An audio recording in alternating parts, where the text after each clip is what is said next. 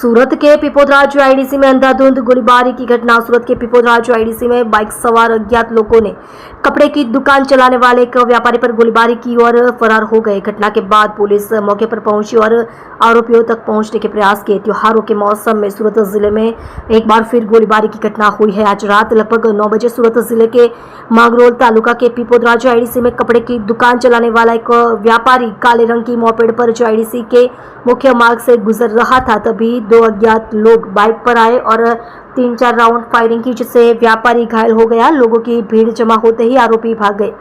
घायल कपड़ा व्यापारी उग्राज शाहू को 108 एम्बुलेंस के माध्यम से सूरत के न्यू सिविल अस्पताल ले जाया गया। गोलीबारी की घटना के बाद सूरत जिला एसओजी, एलसीबी और कोसांबा पुलिस का एक काफिला मौके पर पहुंचा और आसपास के इलाके के सीसीटीवी फुटेज के साथ साथ प्रत्यक्षदर्शियों के बयान भी दर्ज करने शुरू कर दिए। इसके साथ ही यह पता लगाने के लिए जांच चल रही है कि गोलीबारी करने वाले अज्ञात व्यक्ति कौन थे, कहां से आए थे और किस कारण से उन्होंने गोलीबारी की। इस घटना से लोगों में दहशत फैल गई है। आप देख रहे हो MPS 24 लाइव न्यूज चैनल, संपादक पारसमल प्रजापति के साथ। फायरिंग की घटना શું વિગતો?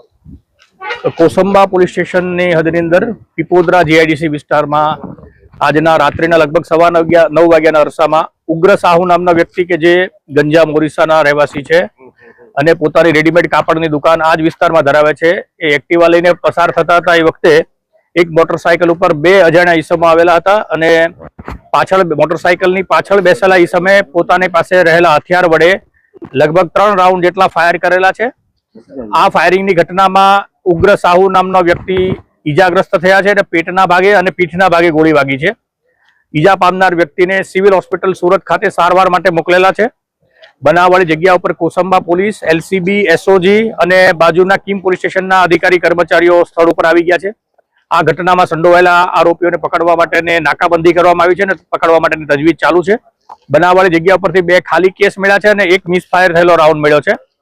આ ઘટનામાં જે સંડોવાયેલા ઈસમો છે તાત્કાલિક ધરપકડ કરવામાં આવશે। હાલમાં આ બનાવનું કારણ કે વ્યક્તિ કોણ ફાયરિંગમાં સંડોવાયેલા છે એની હકીકત મળી નથી, પરંતુ પોલીસ દ્વારા સઘન અત્યારે શોધખોળ ચાલુ છે અને ગુનાનો FIR કરવા માટેની પ્રક્રિયા ચાલુ છે અને નજીકના ભવિષ્યમાં આરોપીઓ પકડાઈ જશે એવી સંપૂર્ણ આશા છે।